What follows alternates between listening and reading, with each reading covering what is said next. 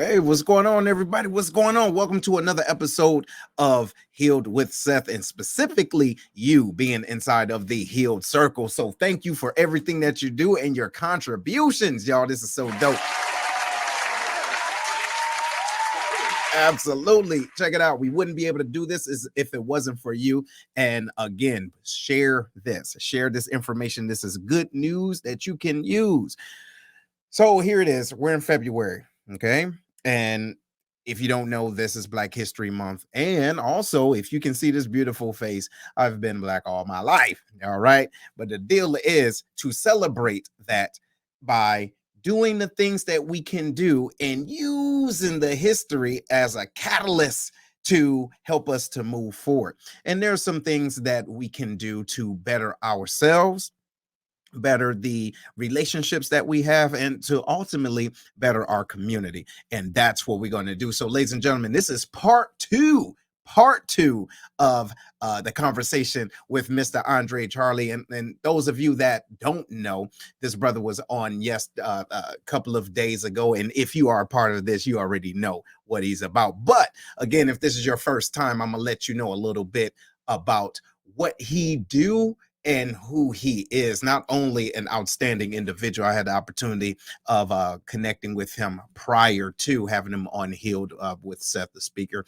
And the only unfortunate thing is he's from the west side of Detroit. We ain't gonna hold that against him, but no, real talk, he's a real solid brother, everybody. He's the founder of Affecting Change LLC, where he is a full-time private practice and clinical therapist located in the Metro Detroit area. And he started the practice in 2009 out of the passion to counsel others in the community. And I really do appreciate this, right? Because we oftentimes talk about the things that need to happen in a community, and big ups to this brother for being that change. And so he has an extensive history of working in the field of social work for 25 years, even starting his work in a group home at the age of 19 for the abused, neglected individuals, right? And he has a passion, very passionate about working with others in the community. And again, y'all, also too, I realized this, and I'm in line with him about this. It's one thing to have love for all. That's not a problem. But when you see individuals that's in your community that look like you have I guess you lean in harder, right? Because you know how it feels or how it could have felt, right? Being in their shoes. And so if you have the opportunity to be a beacon of light for them, then do just that. And this is what this brother is doing. Ladies and gentlemen, y'all give it up for Andre Charley. Look at him. What up, though? Hey, what's up, bro? You all right? Man, slow motion, brother. Slow motion, man. How's your week going so far? Hey, my week is great, man. It's a really awesome week. Yeah. I will say a lot of great things going on with me and my people that I'm connected to. So I'm definitely grateful. All right, outstanding. And look, man, I know we've talked a little bit behind the scenes even prior to the show, but I want to let everybody know how much it's appreciated as far as the work that you do, right? Because it takes a special type of, I would say, a special person, vision, and also a special type of crazy. And Yes, when I say that, jovial, but at the same time, you have to look past certain things in order to help people. And on the outside looking in, somebody say, you got to be crazy. I would never do that. It takes someone to say, well, I will do that. So let's go in a little bit, man. And for those that's just tuning in, how did you get connected with wanting to serve the community in the mental health field? man. It was the group home experience that drove me to understand how some of the challenges young people face and what that looks like, and connecting with their parents and learning that, hey, this is more than the system that may have gotten involved. It's because there are generational curses, there were mental health concerns, mental illness concerns, there were a variety of societal concerns, economic, socioeconomic class, and the the lack of resources in some areas as well. So I kind of started working with youth and learned that there was much more needed. So I started to dive more into the whole mental health thing, and I only wanted to work with the youth at first, and then I learned about the parents and learned how I can affect change with a multitude of people through those avenues. Right. That's super dope. And I love that, man, because like it's layers to all of this, right? Mhm. It's not just I guess the smoke. You know what I'm saying? People start tripping when they see the smoke, but Right, when there's smoke, there's fire. You see? And so there's things that happened years ago, and probably from individuals that's no longer in the current situation, like I guess you would say the aggressor, but right. they've left a long lasting impact on that person negatively, and you have to kind of dig with that. What you think about that? Right. I had to learn that, this was the collateral damage. There it is. They were the victims or the targets of someone else's issues, shortcomings, and the things that they didn't address. So therefore, they landed in my lab or in my office. Right. Yeah. Right. And then think about how crazy it can be, man, because, and I'm sure but I'm looking at it trying to from your lens. It's like, how do I get to the root of this when this individual A, don't know that it's there, and B, have things that's layered on top of the root thing, right? But they're here Mhm. for a reason. Yeah. So I need to A, have patience, Mhm. B, realize that they want help, and C, they need help, even if they don't really want it at that time. Now, how do you navigate throughout that? First, it may appear to be something like anger, but then there's other reasons as you dive into what's going on, where the root cause may be hurt, abuse, disappointment, uh, the disenfranchised, feeling like they were left out, forgotten. They were the ones that don't have skills sets in some areas, and low self-esteem, low self-worth, all of these things. So you kind of have empathy first, validate feelings, understand that they have something going on, and then you'll have a kind of like a gateway to get in, because they'll know that once you start to understand and hear their voice, they'll start to trust you more. And the more you hear them and don't judge them, then you'll kind of get more deeper into what's going on. And that starts that therapeutic relationship. There you go. And ultimately, you know what? The biggest word right there that you said was the relationship, Yeah. right? Because you can have, it doesn't matter how many plaques or whatever you have on the wall, those individuals that's coming in to, for you for help, right? To you for help. It's Right. like, it's not about what you have done for yourself. What can you do for me right now? Right. Exactly. You know what I mean? And so, yes, you got to build that trust. So you got to build that relationship, man. That's super dope. So here's the deal, man. So we talked about the youth, right? And the things that they have to deal with. And it was an outstanding conversation. And but here's the deal. We try to get them while they're early. Yeah. Right. Right. Y'all, look, you dig? So we try to get them while they're early, but unfortunately, hey, due to life and whatever circumstances, we don't do that. All right. Right. So you don't do that. Now tell us about what's going on with our gentlemen right now, our older men, our adult men. What do you see right now? Man. So if I had to, oh man, yeah, it's a multitude of things, first of all. Right. But if I had to talk about some of the areas of concern that I have um, noticed or worked with our young men, older men, adult men, fathers about, is feelings of being misunderstood. Um, they may be emotionally bankrupt, spiritually bankrupt, low self esteem, low self worth, misjudged, put in roles without preparation, Mhm, like they didn't know how to be a father or how to lead a household. mhm. Uh, Various levels and types of trauma, friends of court issues, Oh, the and criminal, being played by that, right? right, right, criminal justice issues, adjudication issues, all of through their childhood, through the adulthood, the pain of not having a father, Mhm. the connection that you missed because of that, Mhm. the validation you missed because of that, the identity you missed because of that. Wait, okay, stop. Stop, bruh, bruh. Yo, Man, I'm you right? telling you, Layers on top of layers on top of on top layers on of top of, layers, and brother. then, and you know what? With that, we are still asked Yeah, to put on this mask right, like all that ain't going on, right, and then be good at it. and be good at it, and make everyone believe you're okay, and you yourself believe that you have to make everybody else feel like you're okay. And Mm. then you go and you have all of these sex partners, substance abuse or use, and in a way to try to mask what's really going on, that pain and that hurt.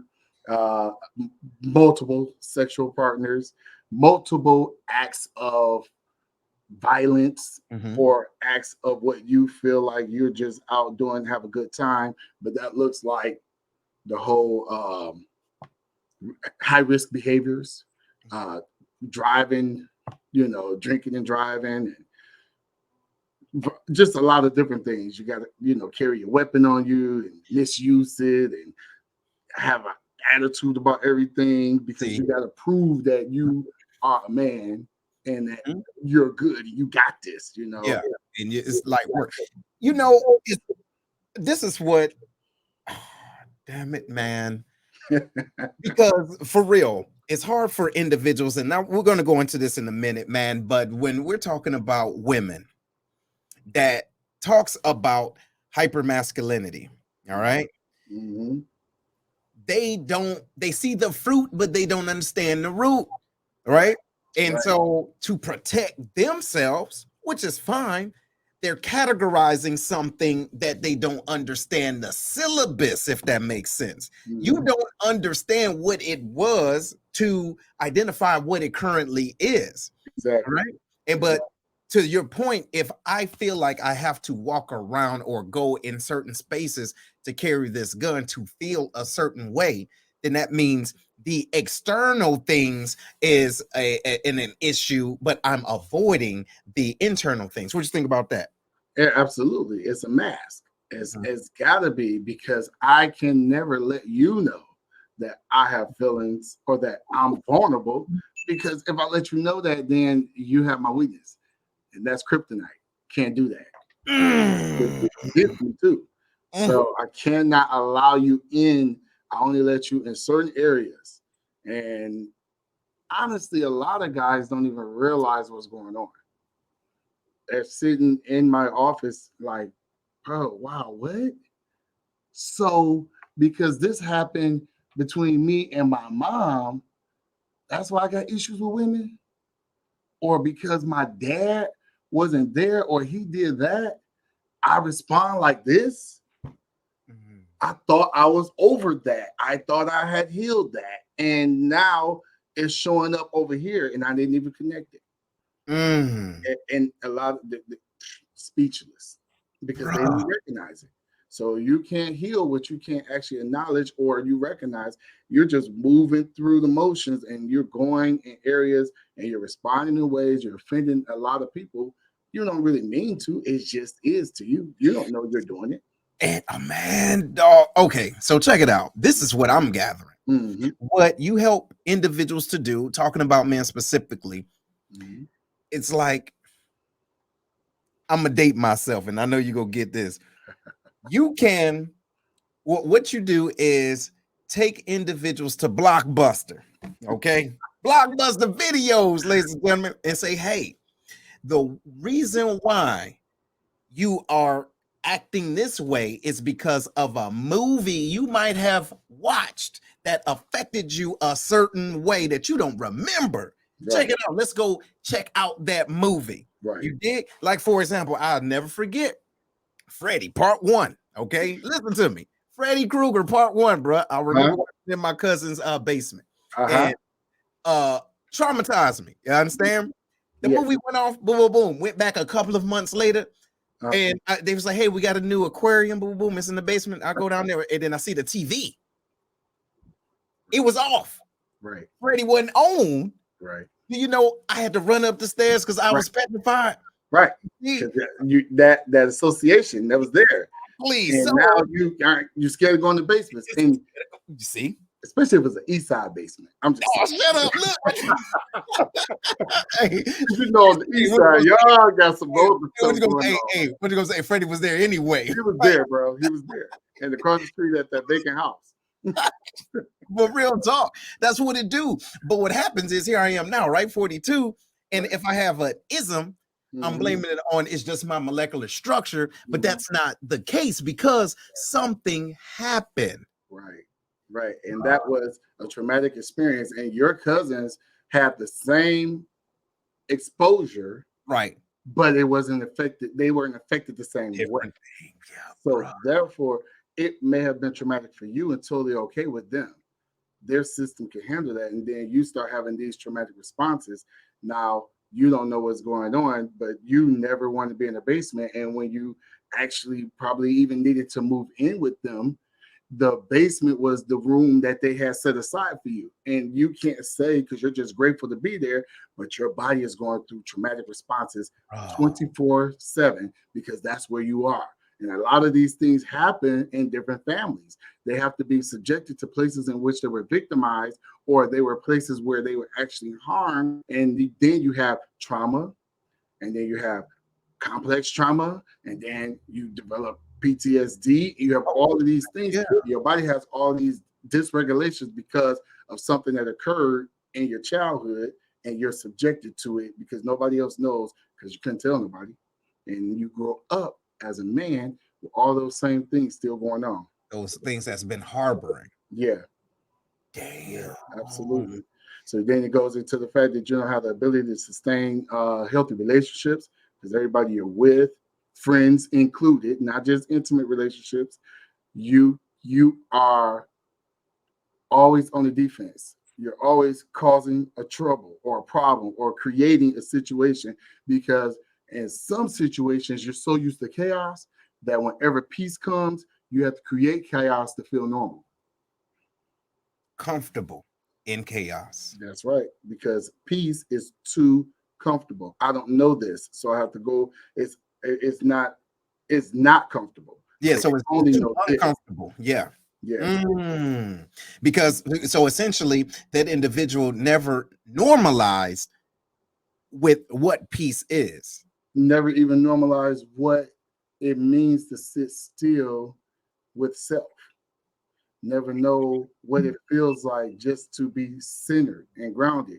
So that's some of the things that I teach my guys that okay, let's be one with self. And then we do mindfulness to kind of help understand that you can feel what you feel.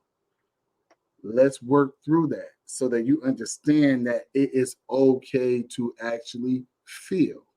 And what does that mean and what we have to do with it depends on what that feeling is. Man, you know, the reason why I'm loving this conversation is because now I can not only reflect on me, but I can reflect in different situations and friendships or relationships that I had. And I was on the outside looking in, like, damn, why is it every time? And the thing is I've come to the point where it's not the person, it's the behavior, Yeah. right? It's Yeah. not the person, it's the behavior, Absolutely. It's that- right? So absolutely. obviously that's a part of that whole emotional, intelligence type of thing, right? But as you're communicating this, this is really bringing back some things to help me to have a little bit more grace, right? Right. because Exactly. because when people are acting out, it's not my fault because I didn't do anything. But Mhm. then I have to realize and understand if I didn't do anything, there's a story that I don't know, and they may not even know how to articulate. They may not. And what happens is sometimes it just takes somebody to say, yo, bro, you good? Because this is how you're responding. And I didn't do, whatever it is that you triggered. So if you ever need me, I'm here. But if you want to talk now, let's talk. What's going on? See, And then that starts a dialogue. And a lot of times you're going to hit brick walls because we don't know how to verbalize it. But just knowing that you're there, Once they start to talk to you, one sentence at a time, it may be a word at a time, it might be a breath at a time. You might be that one that can help them. And then you may be also able to just refer them to some therapy and say, yo, bro, it's okay if you need to talk to somebody. I help you find somebody.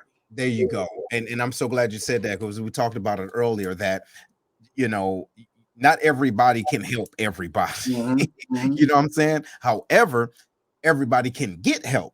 Right. You get what I'm saying? But there has to be a will there. And if there's a will, there's a way. So that means that I need to understand.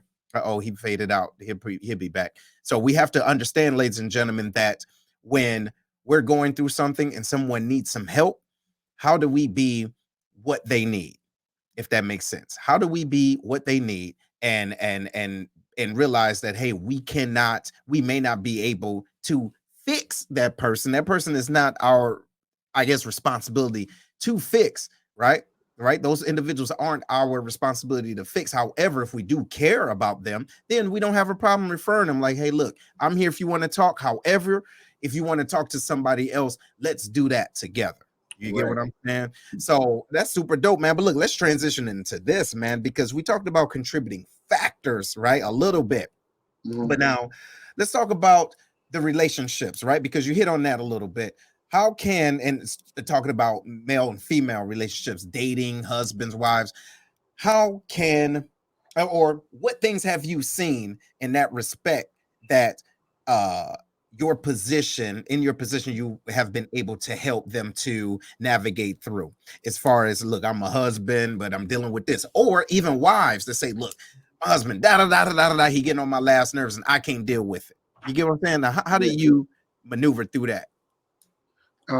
Yeah, so it actually is a way to, as you kind of talk to different people, you can explore with them Okay. what you're seeing, what you're hearing, what is your wife or what is your partner actually saying. You may not be the one that hears them. You may not be the one that can work with kind of like the the issues that you aren't able to be intimate and you're not able to connect, or you don't hear everything they tell you. You don't hear them, everything that bothers them, the budget, the finances. You take control over everything, or you blow all of the money. All of these things come up. You have substance abuse things, you don't take care of the kids. Those are all different areas that have been like a trauma response, because you don't really know what to do in some areas because you didn't have that, and it actually frightens you to be able to have that land on you to do it. It's Man, easier to escape.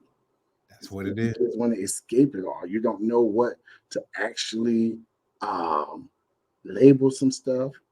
You don't know how to talk to your kid when they act up in school, because you just want to beat them, because that's all you know to beat. You only know one thing, and you don't teach. You only beat. So it's like, well, they know better. How do they know better? Did you talk to them? Did See? you try to? No, they just know because I told them. Yeah, and so and that's another thing too, man. I'm glad you said that. It's one thing when we say, "Hey, I told them what to do, and they not doing what I said do, so now I'm gonna hammer them," Right. right? Because but at the same time, like we talked about last time, we're talking to children as adults and expecting them to understand what we're saying. That is unrealistic. You get what Mhm. I'm saying? Right. And then too, because we're frustrated because of all those other layers dealing with this budget. I'm going through hell at my job. I don't know what me and your mama doing right now, but now I got to talk to you, right? And then you're not doing what I need you to do. Nobody is doing what they need to do, and now you not doing what you need to do, and now I got to whip your ass. Right. You know what I'm saying? Versus saying, what don't you understand? Or Yeah. what do you need? Or You know what I'm saying? or did, because you may have actually thought you were communicating with them in a way that they understood, and they really didn't understand. I watched a video years ago where uh, it was a Asian family, and the kid was near the street, and the mom ran over to the street and kind of like started disciplining. I told you to stay away from the street. Yeah, why are you at the street? I told you over, over, over. And the kid looked at the mom and said, "Mommy, what's a street?" See. Mm. See. Because you didn't define what that was. You only gave me these words, but you didn't tell me what that was. Right. And see, there it is. So it goes back to patience. It Yep. goes back to patience. And you know what? Now let me ask you this, man. It's a little different, but do you think part of that lack of patience is almost like, I had it on the top of my head and then it left me, but it's life preservation. What I mean by that is I don't have enough time to teach you all that I know. I just need you to know it. I need you to So know it. did you get what I'm saying? So therefore, the parent is going to be, or even the man, I'm already frustrated because I'm dealing with all this and this, and I had to learn this way. So I need you to know it now. Yeah. And do you feel as though, hey, I don't have that much time. You don't have that much time. And like you said, I don't know the right words. So that alone is frustrating because it's almost like an individual stuttering, Right. right? So what do you think about that? Yeah. A lot of times it happens when you have not been involved and then you start getting involved. Even maybe like, a father that may have not been involved in the kid's life or their mother, and they come in later in life, teenage years, and they're trying to make up the time for all the things they didn't get and trying to push them faster and get them there because they'll be 18. But you still have to take time. You can put them in a course, but you got to actually help them understand concepts and understand the value of what you're saying. You can't take this 16-year-old that didn't have some of this information all the way to now and think that they're going to take it all in the first 6 months that you are together and start to maneuver these things. Or you have a kid that's been isolated and only were able to do certain things, and then when they get out in teenage years, you think they know what to do. No, you didn't. You sheltered them. You Right. didn't really teach them. They know how to take care of the kids at the house. They know how to do this, but they don't know how to make decisions. See, Or you never told them no, and you gave them everything. And so when they don't know how to handle or manage disappointment or their feelings when they feel like they have been rejected because that wasn't a part of the repertoire. You kind of gave them certain things, but not other things for life. You didn't give them those life skills. So they sat there and they're stuck. now, man, listen. So you're hitting on some jewels right now. And as we translate this to men, all right, Mhm.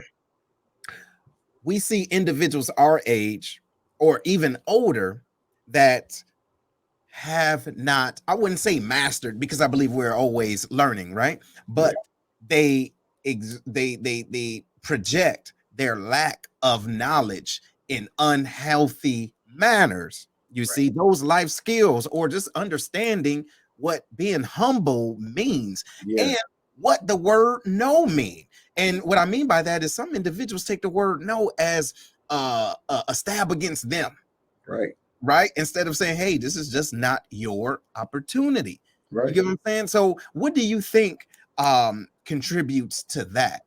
To our gentlemen right now that you may see that have a hard time understanding other people and feel like everybody else is wrong. Yeah, it's a lack of empathy, a lack of exposure. You have a lot of people that are self-centered and they have been their mama's baby boy, so they got everything they wanted. So whenever you ask for something, you expect it to happen. Even as an adult man, you have a whole tantrum because you didn't get your way, but you're a little boy acting out in a man's body because that was something that should have been taught when you were younger, but you didn't understand it because it wasn't actually given to you. You didn't actually have to maneuver and process what it feels like not to get your way. And so, therefore, you become that adult that whenever you want, whenever you say you want something, it needs to happen, or everybody's getting cussed out, or you got an attitude, you taking the car keys from your lady because you mad and she driving your car, and then it just spirals out to other areas that don't even connect. It's like, Even abuse then, huh? right, yeah, you start hitting. You could either be internally abusive, you can drink, you can develop alcoholism or smoke too much, and then or you can slap her up, yell at the kids for unfair things, and they're looking at you like, "What's up with you?" So it's a lot of different areas that could hit when you actually have not taken time to regulate and get help in the areas that you don't know what's going on, but somebody said something to you to help you understand that this ain't quite right. Right, right. And then there you go. So that's the deal, man. Being able to shift your ego to listen, Yeah, right? it's hard. Bro, of course it is. Why? Because look, society say I'm a man. I ain't supposed to be vulnerable. I'm not Right, supposed to get things wrong. right. You get And what that my pride ain't gonna let me. So I'm whether I'm right or wrong, I'm gonna be right. I'm gonna be right anyway. Right, You get what I'm right. saying? So look, man, let's transition, man, before we close out. Let's talk about resources, right? What resources do you recommend for brothers of our age, even younger, right? But Yeah. individuals that's going into the world that need to have conversations or need to surround themselves with like-minded individuals in order to grow. Yeah, What would you say? that right there, surrounding yourself around like-minded individuals, be it a mentor, a teacher, your peer group, grown men. There are support groups. I mean, you have church groups, you have athletic leagues, you got coaches. Everybody needs somebody. You don't have to know everything. Us linking together, though, we can kind of help uplift one another. I think it's really important to be a part of some type of men group that's holding you accountable, you hold other people accountable, therapy groups, therapy individually, marital counseling. You don't have to have something going wrong or feel like something is off to actually even do therapy or do counseling. You actually will get a perspective of what's going on in your life, period, and how to just continue on the path or what you need to add so that you can strengthen the marriage or strengthen yourself or your outlook in life. There's a lot of different community resources and engagement that you should be a part of so that you are not just isolated and thinking that you're doing everything right. But I would definitely suggest being a part of somebody that can be like a mirror to you Mhm. and allow yourself to hear what somebody else says, especially if you know they care about you. Are they saying something's going on and you need to address it? Are See, they telling you something is not quite right? Those are things that definitely your local therapist is. Black men are. It's almost essential that we get some type of therapeutic input because with that coupled with some type of spiritual connection would be phenomenal. see, see, and that's a step in the right direction, Hmm. man. Hmm. Look, let me tell you something, bro. Listen, real talk, man. Look, I had my reservations because I saw, I found out where you're from. Like, Yeah.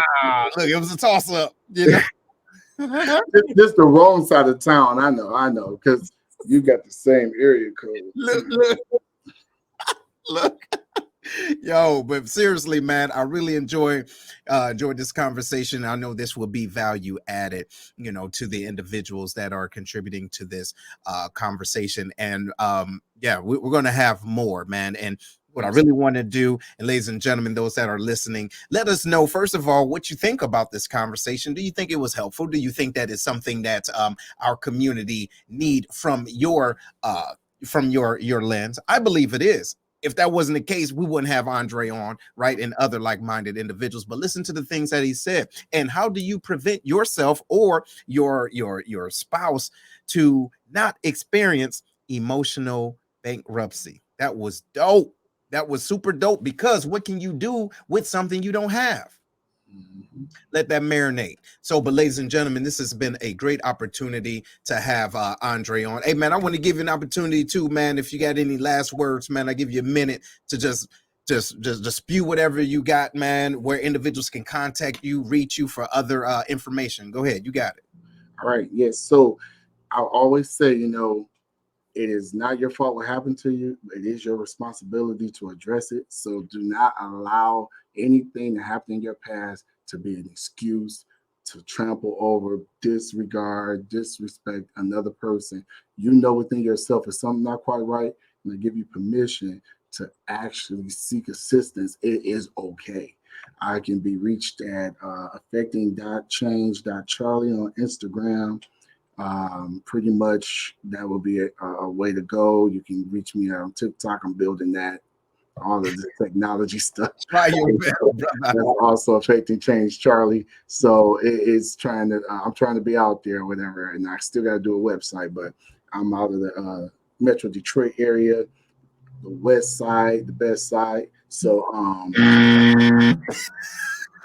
it's always one. It's always one. Right now, he'll be right there. But I appreciate the time, man, and thank you. I'm available. No doubt, man. But look, thank you, man. And I think it's going to be a great opportunity, man, for us to connect on other things, especially to help you get your social media up. Because the crazy part is, sometimes you have organizations or even individuals in your position that say, "Hey, I'm here, come to me." But then the other side is, I need to know where they are, right? And the crazy part is, they are right here. You're right. You know what I'm saying? Hey, waiting on you. Right. All day and night. All day. Crazy, ain't it? But that means that you still have the opportunity to help, man. So I appreciate you, man. I really do appreciate you. Ladies and gentlemen, we are going to connect with you very, very soon. Make sure, if you haven't done so already, tell people about Healed with Seth, and you can log in, go wherever you can to check us on out. And again, we want to say thank you for your contributions. This is what it is. And I want to make sure that you understand what he said. I'm gonna leave y'all with this. It's not your fault what happened to you, but it is your responsibility to get it together. All right, let's do that. And that's why we're here. Later.